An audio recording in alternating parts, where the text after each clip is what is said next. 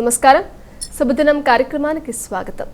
మేషరాశి నుంచి మీనరాశి వరకు ద్వాదశ రాశుల వారి అందరి ఫలితాలు, అలాగే నేటి పంచాంగ వివరాలు, అలాగే నేడు ద్వాదశ రాశుల వారందరూ కూడా పాటించదగ్గ పరిహారాలు ఇత్యాది అంశాలన్నీ కూడా పూర్తిగా తెలియజేసేందుకు మనతో పాటు ఉన్నారు విశ్వవిద్యాలయ అగ్రశ్రేణి, తొలి మహిళ జ్యోతిష్య, వాస్తుశాస్త్ర పట్టభద్ర, పంచాంగకర్త, జ్యోతిష్య మహోపాధ్యాయ, అదేవిధంగా జ్యోతిష్య శాస్త్రంలో PhD గోల్డ్ మెడలిస్ట్ అయినటువంటి డాక్టర్ ఇడుపుగంటి పద్మజరాణి గారు. వారితో మాట్లాడదాం, నేటి రాశి ఫలితాల గురించి అడిగి తెలుసుకుందాం. నమస్తే అమ్మ. నమస్కారం. నేటి పంచాంగం మా ముందుగా పంచాంగ వివరాలు తెలియచేయండి. 15/2/2025 శ్రీ క్రోధినామ సంవత్సర ఉత్తరాయణం, మాఘమాసం, కృష్ణపక్షం, శనివారం. సూర్యోదయం ఉదయం 6:24, సూర్యాస్తమయం సాయంత్రం 5:59. తిథి తదియ రాత్రి 11:52, నక్షత్రం ఉత్తర రాత్రి తెల్లవారుజామున 1:39. యోగం సుకర్మ ఉదయం 7:33, కరణము వణిజ ఉదయం 10:48, విష్టి రాత్రి 11:52 వరకు. రాహుకాలం ఉదయం 9:18 నుంచి 10:45 వరకు. గుళిక కాలం ఉదయం 6:24 నుంచి 7:51 వరకు. యమగండం మధ్యాహ్నం 1:38 నుంచి 3:05 వరకు. అభిజిత్ ముహూర్తం ఉదయం 11:48 నుంచి 12:35 వరకు. దుర్ముహూర్తం ఉదయం 6:24 నుంచి 7:10 వరకు. మరల ఉదయం 7:10 నుంచి 7:57 వరకు. అమృతకాలం సాయంత్రం 5:42 నుంచి 7:28 వరకు. వర్జ్యం ఉదయం 7:06 నుంచి 8:52 వరకు. ఇది నేటి పంచాంగం. నేటి రాశి ఫలితాలు. మేషరాశి.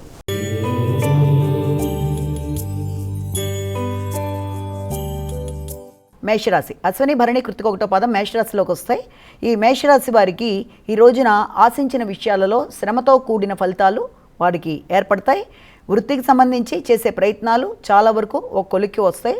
నూతన వృత్తుల కొరకు ప్రయత్నం చేసేవారికి కానీ, అలాగే ఎక్కడన్నా రుణాలు తీసుకుని వాటిని చెల్లించే విధానంలో ప్రయత్నం చేసేవారికి కానీ ఈ రోజున సామాన్య ఫలితాలు ఉండే అవకాశాలు లాంటివి కనబడుతున్నాయి. అదేవిధంగా దీర్ఘకాలిక ఇబ్బందులు, ఏదైనా ఆరోగ్యపరమైన విషయాల్లో ఇబ్బందులు పడుతున్న వాళ్ళకి కొంతవరకు మిశ్రమ ఫలితాలు ఉండే అవకాశాలు లాంటివి కనబడుతున్నాయి.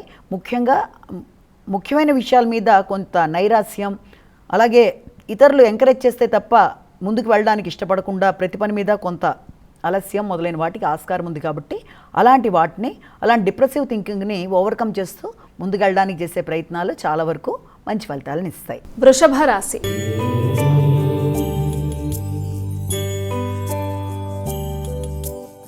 తదుపరి రాశి అయినటువంటి వృషభ రాశి వారికి ఈరోజు ఎలా ఉండబోతోంది? వృషభ రాశిలోకి వచ్చే నక్షత్రాలను మనం ప్రధానంగా తీసుకున్నట్లయితే ఈ వృషభ రాశిలోకి కృత్తిక, రోహిణి, మృగశిర ఇవన్నీ కూడా మనకి వృషభ రాశిలోకి వస్తాయి.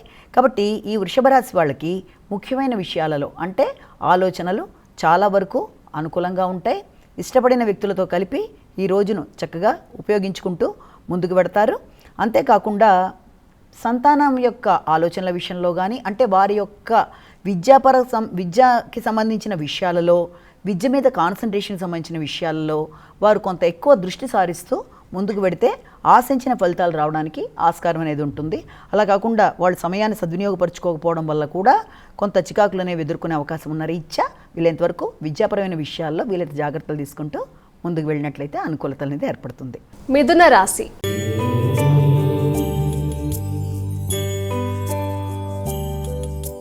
అమ్మా, మిథున రాశి వారికి ఎలా ఉండబోతోంది ఈరోజు? మిథున రాశిలోకి వచ్చిన నక్షత్రాలను ప్రధానంగా తీసుకుందాము. మిథున రాశిలోకి వచ్చిన నక్షత్రాల్లో మనకి ముఖ్యంగా మృగశిర, ఆరుద్ర, పునర్వసు 3 పాదాలు కూడాను. ఈ మిథున రాశి వాళ్ళకి ఈ రోజున ఆశించిన ఫలితాలలో అంటే గృహానికి సంబంధించి కానీ, వాహనానికి సంబంధించి కానీ నూతన నిర్ణయాలు తీసుకోవడానికి చేసే కార్యక్రమాలు లాంటివి ఉంటాయి. కాబట్టి వీళ్ళంతవరకు నూతన గృహ నిర్మాణానికి చేసే విషయాలలో వీరు ఎక్కువ దృష్టి సారిస్తూ ముందుకు పెడతారు.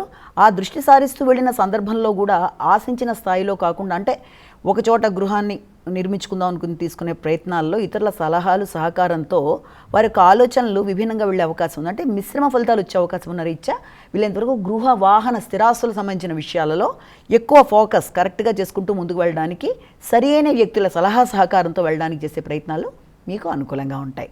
కర్కాటక రాశి.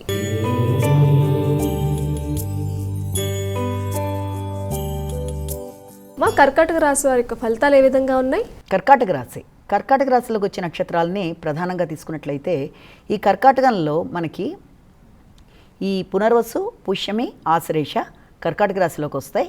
ఈ కర్కాటక రాశి వాళ్ళకి సహకారం తీసుకోవడానికి కొంత సంశయించటం కానీ, ఇష్టపడకపోవడం కానీ, ఇతరులు మనకి సహకరిస్తారు అన్నా కూడా సహకారాన్ని తీసుకోవడానికి వాళ్ళకి పెద్ద ఆసక్తి అనేది లేకపోవడం, అంటే తీసుకున్న వీరు ఆశించిన స్థాయిలో ఇవ్వటం లేదనే భావనలు కలిగే అవకాశం ఉన్న రీత్యా వీలైనంత వరకు సహకారాన్ని కోరుకోపోవడం, అలాగే వీరికి వ్యక్తుల సహకారం కన్నా కూడా ప్రయాణాల విషయంలో కూడా వీళ్ళంత జాగ్రత్తలు తీసుకుంటూ ముందుకు వెళ్ళవలసిన పరిస్థితులు లాంటివి అయితే ఒకటి కనబడుతున్నాయి. అంటే ప్రయాణ సమయాల్లో, కమ్యూనికేషన్ విషయంలో, సహకారానికి సంబంధించిన విషయాల్లో మిశ్రమ ఫలితాలు లాంటివి ఉన్నప్పటికీ కూడా ఆత్మస్థైర్యంతో నిబ్బరంగా పనులు సాధించుకోవడంలో, చేద్దాం అనుకుంటున్న కార్యక్రమాల్లో ముందుకు తీసుకుపోవడంలో వీరికి చాలా వరకు అనుకూలత అనేది ఉంది. సింహరాశి.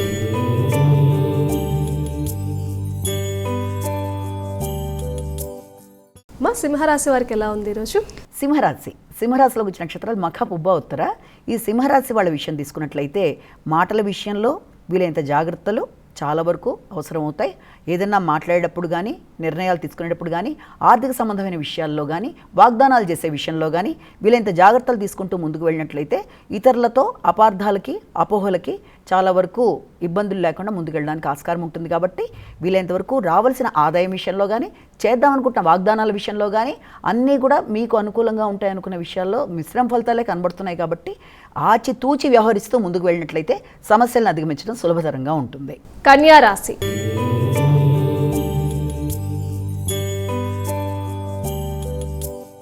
మరి కన్యా రాశి వారి యొక్క ఫలితాలు ఎలా ఉన్నాయండి?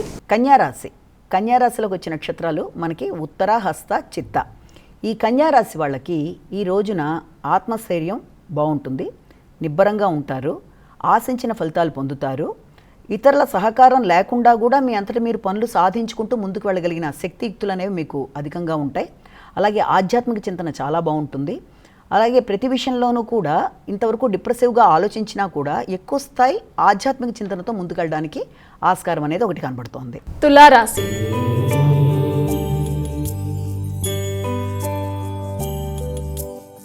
మా తులారాశి వారికి ఈరోజు ఎలా ఉండబోతోంది? తులారాశిలోకి వచ్చిన నక్షత్రాలను ప్రధానంగా తీసుకుందాము. దీంట్లో మనకి ఈ యొక్క ఉత్తర, తర్వాత ఈ యొక్క చిత్త, స్వాతి, విశాఖ 3 పాదాలు కూడా ఈ యొక్క తులారాశిలోకి వస్తాయి. తులారాశి వాళ్ళ విషయంలో వీళ్ళు శారీరక శ్రమ అధికంగా ఉండడం, ఆరోగ్య విషయంలో ఎక్కువ శ్రద్ధ తీసుకుంటూ ముందుకు వెళ్ళడం మొదలైన వాటి మీద ఎక్కువ దృష్టి సారించుకుంటూ ముందుకు వెళ్ళాలి.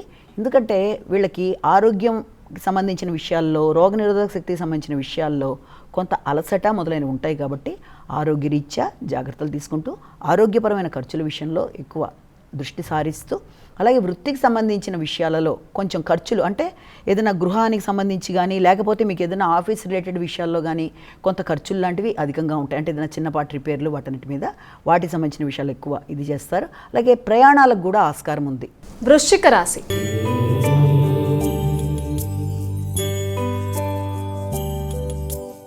మరి వృశ్చిక రాశి వారి విషయానికి వస్తే వారికి ఈరోజు ఎలా ఉంది?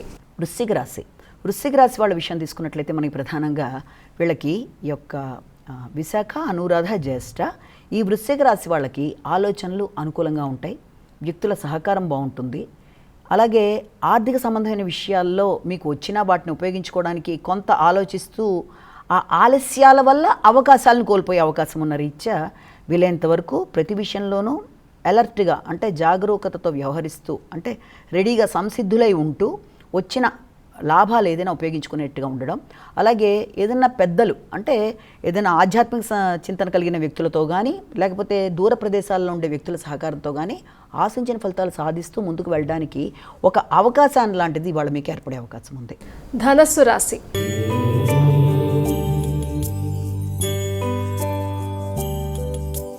మా ధనస్సు రాశి వారికి ఎలా ఉంది ఈరోజు? ధనస్సు రాశిలోకి వచ్చిన నక్షత్రాలు తీసుకున్నట్లయితే మూల, పూర్వషాఢ, ఉత్తరాషాఢ 1వ పాదం. ఈ ధనస్సు రాశి వాళ్ళకి వృత్తికి సంబంధించిన విషయాలలో వైరుధ్యాలు, అంటే ఇప్పుడు చేస్తున్న వృత్తిలో ఉందామా లేకపోతే కొత్త దానికి మారదామా అన్న భావనలు, లేదా అనుకోకుండా కొత్త అవకాశాలు లాంటివి రావడం అనేది, ఆ వచ్చిన అవకాశాలు ప్రస్తుతం చేస్తున్న దానికంటే పెద్ద, అంటే రెండు సరిసమానంగా ఉండడం వల్ల ఎటు నిర్ణయం తీసుకోలేక డైలమాలా ఉండే పరిస్థితులు, ఇలాంటి వాటన్నిటికి అవకాశం ఉన్న రీత్యా వృత్తిపరమైన విషయాలలో ఇతరుల జోక్యం లేకుండా మీ అంతటి మీరు స్థిర నిర్ణయం తీసుకుంటూ ముందుకు వెళ్ళడానికి సక్రమంగా ప్లాన్ చేసుకునే విధంగా ఆలోచిస్తూ ఉండడం అనేది ఒకటి ముఖ్యం.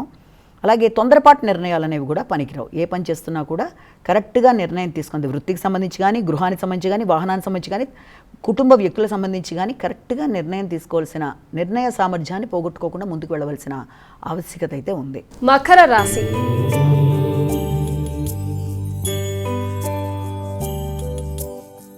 మకర రాశి వారికి ఎలా ఉందండి? మకర రాశి వాళ్ళ విషయం తీసుకున్నట్లయితే ఉత్తరాషాఢ, శ్రవణం, ధనిష్ట. ఈ మకర రాశి వాళ్ళకి ముఖ్యమైన విషయాల్లో అంటే దేనికి సంబంధించి, ప్రయాణాలకు సంబంధించి కానీ, లేకపోతే ప్రయాణంతో పాటుగా దూర విద్య, దూర ప్రదేశాల్లో అవకాశాలు, విదేశీ అవకాశాలు, విదేశీ విద్య, తండ్రి యొక్క ఆరోగ్యం, సామాజిక సేవ మొదలైన అంశాలలో ఎక్కువ దృష్టిని సారించడం వల్ల ఒకేసారి అనేక విషయాల యొక్క మొదలైన వాటిని అన్నీ ఒకేసారి రావడం వల్ల కూడా ఎటు ఎలా తీసుకోవాలి నిర్ణయం తెలియ కొంచెం ఘర్షణాత్మకంగా ఉంటుంది. అన్నిటినీ కూడా సక్రమంగా ఒకేసారి చేయలేకపోయిన అసంతృప్తి అనేది కూడా ఉండే అవకాశం ఉంది. కాబట్టి వీలైనంత వరకు అలాంటి అసంతృప్తులు లేకుండా జాగ్రత్తగా ప్రణాళికాపరంగా చూసుకుంటూ ముందుకు వెళ్ళినట్లయితే సమస్యలు అనేవి రావు. కుంభరాశి.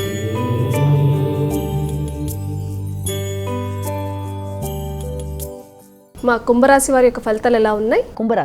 కుంభరాశిలోకి వచ్చే నక్షత్రాలని ప్రధానంగా తీసుకుందాము. కుంభరాశిలో మనకి ఈ యొక్క ధనిష్ట, శతభిషం, పూర్వభద్ర వీరికి ఆరోగ్యరీత్యా కొంత ఎక్కువ కాన్సన్ట్రేట్ చేస్తారు. ముఖ్యమైన పనులు వాయిదా పడడం లాంటివి, లేకపోతే ఒకదానికి అనుకున్న ధనం ఇంకో దానికి ఖర్చు అయిపోవడం వల్ల కానీ మొదలైన వాటి వల్ల కొంత చికాకులు ఉంటాయి. కాబట్టి ముఖ్యంగా ధనానికి సంబంధించి రావాల్సిన ధనాలు ఖర్చు పెట్టే విషయాల్లోనూ, ఆకస్మికమైన ఖర్చుల విషయంలోనూ, ఆరోగ్యపరమైన విషయాల్లోనూ, ముఖ్యమైన విషయాలు వాయిదా పడుతున్నాయన్న చింతన మొదలైన వాటి విషయంలో వీలైనంత జాగ్రత్తగా ముందుకెడుతూ ఎక్కువ టెన్షన్ తీసుకోకుండా, ఒత్తిడికి లోనవ్వకుండా జాగ్రత్త పడడం, దైవ బలాన్ని, సహకారానికి ఆశించడం మొదలైనవి మంచి ఫలితాన్ని ఇస్తాయి. మీనరాశి.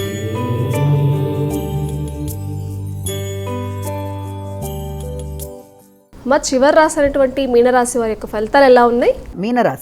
ఈ మీనరాశిలోకి వచ్చే నక్షత్రాలని మనం ప్రధానంగా తీసుకున్నట్లయితే ఈ మీనరాశిలో మనకి ఈ యొక్క పూర్వభద్ర, ఉత్తరభద్ర, రేవతి ఇవన్నీ కూడా మీనరాశిలోకి వచ్చే నక్షత్రాలుగా మనం చెప్తాం. కాబట్టి మీనరాశి వాళ్ళకి ముఖ్యంగా సాంఘిక సంబంధాలు అనేవి చాలా వరకు అనుకూలంగా ఉంటాయి. భాగస్వామ్య వ్యవహారాలు అనుకూలంగా ఉంటాయి. వారందరి మీద కూడా మీ ఆధిపత్యం, సంఘంలో వ్యక్తులతో కానీ ఎవరితో కానీ మీరున్నప్పుడు మీ నాయకత్వ లక్షణాలు మొదలైనవన్నీ కూడా ఉన్నప్పటికీ కూడా వారందరికీ అనుకూలంగా మీరు నిర్ణయాలు తీసుకుంటూ ముందుకు వెళ్ళే పరిస్థితులు రావడం, పెద్దల్ని కలవడం, వారి ఆశీస్సులు తీసుకోవడం, ఏదన్నా కుటుంబపరమైన ఫంక్షన్స్ లాంటివి కానీ ఏదైనా లాంటి వాటిలో అకేషన్స్లో పాల్గొనే అవకాశాలు లాంటి వాటికి అవకాశం ఉంది. మా ద్వాదశ రాశుల వారు అందరూ కూడా సులువుగా చేసుకోగలిగే పరిహారం ఉంటే తెలియచేయండి. ద్వాదశ రాశుల వారికి ఈ రోజున పరిహారం విషయాన్ని కనుక తీసుకున్నట్లయితే 12 రాశుల వారికి కూడా ప్రతిరోజులాగే తమ తమ వ్యక్తిగత దైవాన్ని ప్రార్థించుకుంటూ ముందుకు వెళ్ళడం అనేది మొట్టమొదటి మనం ఎప్పుడు అనుకునేదే. అది చేసుకుంటూ దాన్నే ఫాలో అవుతూ వెళ్ళిపోవడం అనేది చేసినా, అలాగే మీకు అవకాశము, సమయము అన్నీ కూడా మీకు అనుకూలంగా ఉన్నట్లయితే తప్పనిసరిగా ఈ రోజున వెంకటేశ్వర స్వామికి సంబంధించి మీరు ఏదైనా దీపారాధన చేసుకున్నా, వెంకటేశ్వర స్వామి స్తోత్రాలు చేసినా, అలాగే గోవిందనామాలు జపించినా, అలాగే వెంకటేశ్వర స్వామి దేవాలయ సందర్శన ఇవన్నీ కూడా చాలా చాలా చాలా మానసిక ప్రశాంతతతో పాటు అభివృద్ధి అనేది ఏర్పడుతుంది. కాబట్టి అవకాశం ఉన్నట్లయితే వీటిని కూడా మీరు చేసుకున్నా లేకపోతే విన్నా, ఎందుకంటే విన్నా కూడా మంచి ఫలితాలే కాబట్టి అష్టోత్తరాలు, శతనామావళి, గోవిందనామాలు ఇవన్నీ కూడా వీలైతే ఇవన్నీ చేసుకోవడానికి ప్రయత్నం చేస్తే చాలా చక్కగా ఉంటుంది. అలాగే ప్రతిరోజులాగే వాళ్ళు మనం చెప్పుకున్న రాశి ఫలితాలని కేవలం వ్యక్తిని ఉద్దేశించి చెప్పినవి కావు కనుక అన్ని తమకి వర్తిస్తాయని అనుకోకుండా తమ వ్యక్తిగత జాతకాలతో కలిపి చూసుకుంటూ ముందుకు వెళ్ళినట్లయితే ఎదురవుతున్న చిన్నపాటి సమస్యల్ని ఇప్పుడు మనం మాట్లాడుకుంటున్న చిన్న చిన్న పరిహారాల ద్వారా, అంటే మీ వ్యక్తిగత దైవాన్ని ప్రార్థించుకోవడంతో పాటుగా ఇవాళ చెప్పిన చిన్న చిన్న పరిహారాలు చేసుకుంటూ ముందుకు వెళ్ళినట్లయితే సమస్యలను అధిగమించడం అనేది సులభం అవుతుంది. నేటి వైశిష్యంలో భాగంగా ఈ రోజున మనం ఒక చక్కటి మోటివేషనల్ స్టోరీ లాంటిది తెలుసుకుందాం. ఏంటంటే చాలామంది అనుకుంటూ ఉంటారు, అంటే ఏదన్నా ఒక విషయంలో అంతరాత్మ అనే మాటలు మనం వింటూ ఉంటాం. అంతరాత్మ, అలాగే మనస్సాక్షి ఇలాంటి పదాలు వింటూ ఉంటాం. వీటి యొక్క ప్రాధాన్యత అనేది అసలు ఏంటి, అసలు అవంటే ఏంటి, వాటి యొక్క ప్రయోజనం ఎంతవరకు ఉంటుంది, మనిషి యొక్క జీవితంలో సక్సెస్ఫుల్గా ముందుకు వెళ్ళడానికి అంతరాత్మ యొక్క ప్రాధాన్యత ఏమన్నా ఉంటుందా, అసలు అదేంటి అన్న విషయాలకు సంబంధించి ఓ చిన్న బుద్ధిస్ట్ స్టోరీ లాంటిది మనం ఇవాళ తెలుసుకుందాం. ఒకానొక ప్రదేశంలో ఒక చక్కటి చాలామంది బౌద్ధులందరూ, సాధువులందరూ కూడా నివసిస్తూ విద్యను అభ్యసిస్తూ ఉండే ఒక చక్కటి కుటీరం లాంటిది ఉంటుంది. అక్కడ ఒక మంచి గురువు గారు ఉంటారు. ఆయన తన శిష్యులందరినీ కూడా చక్కగా విద్యాబోధనలు చేస్తూ మంచి విషయాలు చెప్తూ జీవితం గురించి వాళ్ళకి చెప్తూ అలాగా చాలామంది అంటే ఎంతెంతోమంది విద్యార్థుల్ని ఆయన వృద్ధిలోకి తీసుకొచ్చి ఆ యొక్క బౌద్ధ కుటీరంలో నెలకొల్పడం అనేది జరుగుతూ వస్తుందన్నమాట. చాలా సంవత్సరాలుగా ఎంతోమంది ఉంటారు అక్కడ. అయితే ఒక రోజున ఆయన ఏం చేస్తారంటే ఆ గురువుగారు బయటకు వచ్చి, ఇవాళ నేను మీకు ఒక విషయం చెప్పాలనుకుంటున్నాను, అందరూ జాగ్రత్తగా ఆలకించండి. ఏంటి అంటే ముఖ్యంగా మనం ఎప్పుడన్నా చూసినట్లయితే కాలం అనేది ఎవరి కోసం ఆగదు, అది దానంతట ముందుకు వెళ్ళిపోతూ ఉంటుంది కదా. నేను చాలా పెద్దవాడిని అయిపోయాను కాబట్టి ఇప్పుడు నేను మన యొక్క దానికి సంబంధించి అంటే మన యొక్క ఈ యొక్క కుటీరానికి సంబంధించిన విద్యార్థులకు కానీ లేకపోతే మన యొక్క ఆహారానికి సంబంధించిన విషయాల్లో ధనాన్ని నేను రెడీ చేయడం అనేది కొంచెం కష్టమయ్యే పరిస్థితుల్లో నాకు కనబడుతున్నాయి. కాబట్టి నేనేమనుకుంటున్నాను అంటే మీ అందరూ కూడా చక్కగా ఇప్పుడు మన యొక్క ప్రదేశానికి కొంచెం దగ్గరలో ఒక రాజ్యం ఉంది. అక్కడ చాలామంది చాలా సుసంపన్నమైన రాజ్యం అది. అక్కడ వ్యక్తులందరూ కూడా ధనంతో చాలా చక్కగా ఉంటారు. కాబట్టి మీరు అందరూ ఏం చేస్తారంటే ఇప్పుడు నేను ఎలాగూ మన యొక్క ఇది నడవాలంటే మన కుటీరం నడవాలి, మనందరం భోజనం చేయాలి అంటే మనకి ఫండ్స్ అనేవి కావాలి. ఆ ఫండ్స్ని రైజ్ చేయాలి అంటే ధనం అనేది మనకు కావాలి. కాబట్టి నేను పెద్దవాడిని అయిపోయాను కాబట్టి నా దగ్గర ఆ శక్తి ఇంకా ఉండదు కాబట్టి రాను ధనం సంపాదించి మీ అందరినీ పోషించడానికి. కాబట్టి నేను ఒక నిర్ణయం తీసుకున్నాను. ఏంటి అంటే మీ అందరూ కూడా మన యొక్క కుటీరం నిలబడడానికి, మన యొక్క స్టూడెంట్లందరూ కూడా కడుపు నిండా ఆహారం తినడానికి, అన్ని విధాలా మనకి సౌకర్యాలు ఇప్పట్లాగే గడిచిపోవడానికి మీరందరూ ఏం చేస్తారంటే పక్కనే రాజ్యంలో సుసంపన్నమైన ఆ రాజ్యంలో వ్యక్తులు చాలామంది ఉన్నారు కాబట్టి మీరు ఏం చేస్తారంటే అక్కడికి వెళ్ళి ఇంకొక మనిషి చూడకుండా వీలైనంత వరకు ఆ ధనాన్ని మీరు దొంగతనం చేసి తీసుకొచ్చేసేయండి అని చెప్తాడు. షాక్ అయిపోతారనమాట విద్యార్థులందరూ. అదేంటి ఆయన ఎప్పుడు ఇలా మాట్లాడు, దొంగతనం చేయడం ఏంటి, అసలు ఇలాంటివన్నీ తప్పు కదా, ఎవరు చూడకుండా తెచ్చేయమంటున్నారు, ఇంకో వ్యక్తే చూడకూడదు అంటున్నారు, ఇది చాలా తప్పు కదా, ఇది అసలు ఆయన ఎప్పుడు అలా చెప్పరు కదా, ఇదంతా ఏంటని వాళ్ళందరూ షాక్లోనే ఉంటారు. అంటే అయితే మీరెవరు మన యొక్క దాన్ని అభివృద్ధి చేయడానికి ముందుకు రారా, అంటే మనం ఇలా ఇబ్బంది పడాల్సిందేనా, అయితే మీరు ఎవరు వెళ్ళరన్నమాట. అంటే అలా కాదండి మేము వెడతాం సరే అంటారు కానీ వాళ్ళందరికీ అసలు అర్థం కాదు. ఇదేంటి ఎప్పుడు చెప్పనైనా ఇలా చెప్పడం ఏంటి, మనం వెళ్ళడం ఏంటి, మనం దొంగతనం చేయడం ఏంటి, అది కూడా ఇంకొక వ్యక్తి చూడకుండా తేవడం, వాళ్ళందరూ వెడుతున్న వాళ్ళ దగ్గరికి వెళ్ళిపోయి తెచ్చేసేయమంటారు, మళ్ళీ వ్యక్తి చూడకూడదంటారు. ఇలా అయితే మన పరిస్థితి ఏమైపోతుంది, మనమేమైపోతాం అని చెప్పి వాళ్ళు చాలా కంగారు పడతారు. అయినప్పటికీ కూడా ఆయన 1-2 సార్లు గట్టిగా అడిగేటప్పటికీ సరేనండి వెళ్ళి తీసుకొస్తామని అందరూ లేచి నెమ్మదిగా నడుస్తూ ఆ యొక్క దాంట్లోంచి బయటకు వస్తారనమాట ఆ విద్యామందిరం నుంచి. ఆయన ఏమంటారంటే మళ్ళీ చెప్తున్నాను, ఖచ్చితంగా గుర్తుపెట్టుకోండి, మీరు ధనాన్ని తేవడంతో పాటుగా మూడో కంటి వాళ్ళు చూడకూడదు, ఇంకో వ్యక్తి చూడకూడదని మళ్ళీ చెప్తున్నా. ఎవరన్నా చూసినట్లయితే అది కరెక్ట్ కాదు, ఎవరు చూడకుండా తెస్తేనే తీసుకురావాలి మీరు అని చెప్పి మళ్ళీ చెప్తారు ఆయన. అనేటప్పటికీ వీళ్ళు చాలా బాధపడతారు. అసలు ఈ పనే తప్పు, ఎప్పుడు మా గురువుగారు ఇలా చెప్పరు, చెప్పి పైకి ఇంకోళ్ళు చూడకుండా అని మళ్ళీ పెడుతున్న వాళ్ళ దగ్గర ఇవన్నీ ఎలా సాధ్యపడతాయని చెప్పి వాళ్ళు పాపం కొంచెం దూరం వెళ్ళి బాధపడుతూ ఏదైనా ప్లాన్ చేసుకోవడానికి అక్కడ నిలబడతారు. అది దాటి వెళ్ళిపోయి అంటే వాళ్ళ యొక్క చదివే కుటీరాన్ని వదిలేసాయి. ఈ లోపల వీళ్ళందరూ చెప్పేసి గురువుగారు వెనక్కి తిరిగి చూసేటప్పటికి అక్కడ శిష్యుడు మాత్రం ఇంకా అలాగే కూర్చొని ఉంటాడు అనమాట మూలగా. అంటే ఏంటి నువ్వు ఇంకా ఇక్కడే ఉన్నావు, నువ్వు వెళ్ళవా, నువ్వు వెళ్ళి మన దానికి ఏం తీసుకురావా, ధనం నువ్వు ఫండ్స్ రైజ్ చేయడంలో హెల్ప్ చేయవా అన్నట్టుగా అడుగుతాడు. అడిగితే చేస్తానండి కానీ ఆలోచిస్తున్నాను నేను అంటాడు. ఆలోచించడం ఏంటి, వాళ్ళందరూ ఆల్రెడీ వెళ్ళిపోయారు కదా, ఇంకా నువ్వు ఆలోచించడం ఏంటి, వెళ్ళాలి అని అంటే కాదండి నాకు ఒక విషయం అర్థం కావట్లేదు, ఆ విషయం ఏం ఆలోచిస్తున్నానంటే మీరు ఏం చెప్పారంటే కండిషను ఎవ్వరూ చూడకూడదు, మూడో వ్యక్తి ఎవరు చూసే తనలో అసలు మీరు దొంగతనం చేయకూడదు, రెండోది చూడకుండానే మీరు తీసుకురావాలి, ఎవ్వరూ చూడకూడదు అని అన్నారు కదా. నాకు అర్థం కాని విషయం ఏంటంటే ఎవ్వరూ చూడకపోయినా నన్ను నేను చూసుకుంటాను కదండి, నేను వెళ్ళి దొంగతనం చేసేటప్పుడు అంటే నాకు తెలియకుండా అయితే నేనైతే ఆ పని చేయను కదా, అంటే నన్ను నేను చూసుకున్నట్టే కదా, మరి నన్ను నేను చూసుకుంటున్నప్పుడు అది ఎవరు చూడకుండా ఎలా అవుతుందండి, అంటే ఎవరూ మనని చూడకపోయినా మనం చేసే పనులు మనని మనం గమనించుకోవడం అనేది కూడా ఉంటుంది కదండి, మరి ఎలాగ దీన్ని అధిగమించి నేను తేవాలా అని చెప్పి ఆలోచిస్తున్నాను, నేనైతే కళ్ళు మూసుకొని తెచ్చేయలేను కదా, అది నా ఆలోచన అని బాధపడుతున్నాను నేను అంటాడు. అంటే వెంటనే ఆయన ఏం చేస్తారంటే గురువుగారు చప్పట్లు కొట్టి ఎక్సలెంట్, చాలా చక్కగా చెప్పావు, ఈ ఆన్సరే నేను అందరి దగ్గర నుంచి ఆలోచించింది ఆశించింది, నువ్వు ఇప్పుడు ఏం చేస్తావంటే వెళ్ళి వాళ్ళందరినీ పిలుచుకొచ్చేసేయి, ఆ వెళ్ళిన వాళ్ళందరినీ తెచ్చేసేయంటే ఈ అబ్బాయి పరుగున పెడతాడనమాట. వెళ్ళేటప్పుడే అక్కడ వాళ్ళందరూ నించొని మాట్లాడుకుంటూ ఉంటారు.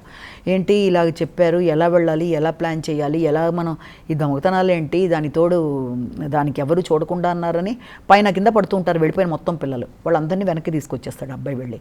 తెచ్చిన తర్వాత ఈయన చెప్తారనమాట, ఇదే నేను మీకు చెప్తున్న లెసను, బాగా గుర్తుపెట్టుకోండి.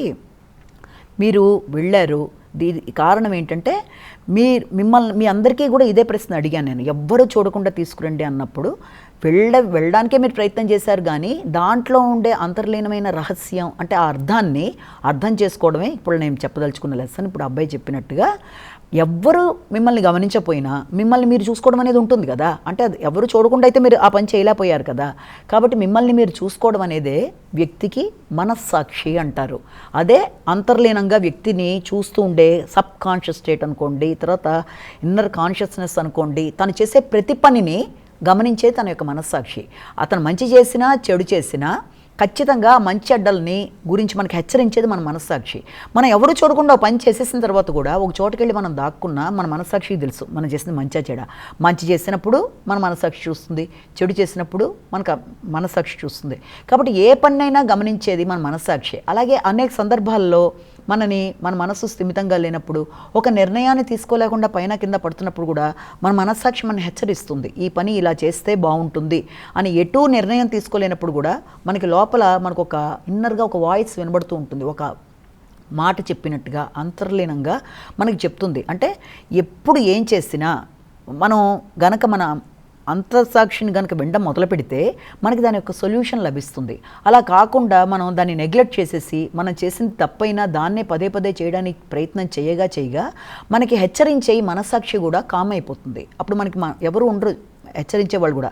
కాబట్టి మనం చేసే దాంట్లో మంచి అయినా చెడైనా మనని హెచ్చరించేది, చూసేది, గమనించేది మన మనస్సాక్షి. ప్రతి మనిషికి ఇంటర్నల్గా లోపల ఉంటుంది. దాన్ని మనం ఒబే చెయ్యాలి. అది చెప్పే సలహాని మనం పాటించాలి. మనం దాన్ని గనక కరెక్ట్గా పాటిస్తూ డైలమా పరిస్థితిలో ఉన్నప్పుడు దాని యొక్క ఆధారంగా ముందుకెడుతూ మనం ఇంకా దేన్ని గమనించుకోకుండా మంచిని దాని ప్రకారం మనం కనుక ఆలోచించుకుంటూ ముందుకు కనుక వెళ్ళినట్లయితే తప్పనిసరిగా వ్యక్తికి అభివృద్ధి అనేది ఏర్పడుతుంది. వినడం మానేయడం చేసేసి మనకి నచ్చినట్టుగా నెగిటివ్గానే చేయాలని ప్రయత్నం చేసే కొద్దీ అది చెప్పడం కూడా మనకి మానేస్తుంది. సరిగ్గా అది చెప్పినట్టుగా మనం వినడం మొదలుపెట్టినప్పుడు తప్పనిసరిగా వ్యక్తి జ్ఞానం అనేది లభిస్తుంది. మనం చూసినట్లయితే గౌతమ్ బుద్ధుడి విషయాన్ని కూడా చూసినట్లయితే ఆయన తన మనసు ఎలా చెప్పిందో ఆ విధంగా ముందుకు వెళ్ళడం వల్ల ఆయనకి జ్ఞానోదయం అనేది లభించడం. సరిగ్గా ఏ వ్యక్తికైనా సరే తన మనసు అంతర్లీనంగా హెచ్చరిస్తూ మంచిని చెడుని ప్రబోధం చేస్తూ దాని ప్రకారం వెళ్ళేట్టుగా గైడెన్స్ ఇస్తున్నప్పుడు దాని ప్రకారం వెళ్ళిన వాళ్ళకి ఇంకొక గురువు ఇంకొక గైడెన్స్ కూడా అవసరం అనేది ఉండదు జనరల్గా. ఎందుకంటే ప్రతి మనిషికి ఎక్కడ ఎవరికి కనబడకుండా చేసినా చెప్పకుండా చేసినా ఒక చోట దాక్కున్నా ఎవరికి కనబడకపోయినా తను చేసే ప్రతిచర్య తనకి తెలుసు కాబట్టి తన మానసిక పరివర్తన అనేది వ్యక్తికి కావాలి కాబట్టి తప్పనిసరిగా ఈ రకంగా మనస్సాక్షిని ఫాలో అయిన వాళ్ళు, ఇన్నర్ వాయిస్ని విన్నవాళ్ళు, దాన్ని నెగ్లెక్ట్ చేయని వాళ్ళు, మంచిగా దాని ప్రకారం ముందుకెడుతూ జ్ఞానాన్ని సంపాదించిన వ్యక్తులకి జీవితం అనేది సక్సెస్ఫుల్గా ముందుకెడుతుంది. అదే నేను ఈ రోజున మీ అందరిలో కూడా కోరుకున్నాను. అంతేగాని ఇంకో వ్యక్తి ఎవరో గమనించకపోవటం అంటే అర్థం ఏంటంటే మనమే చూసుకుంటున్నాం కదా. ఆ చూసుకోవడంలో తప్పుల్ని మనం కరెక్ట్ చేసుకోవడానికి మన మనస్సాక్షి మనకి హెల్ప్ చేస్తుంది కాబట్టి దాన్ని మనం సిన్సియర్గా ఫాలో అవ్వాలి, ఆ వాయిస్ వినాలి అన్న విధానాన్ని ఆయన ఇక్కడ చక్కగా చెప్పాడు. నమస్కారం. వీక్షించారు కదండి, ఇదే ఈనాటి శుభదినం కార్యక్రమం. తిరిగి రేపటి కార్యక్రమంలో మళ్ళీ కలుసుకుందాం. అంతవరకు సెలవు. నమస్కారం.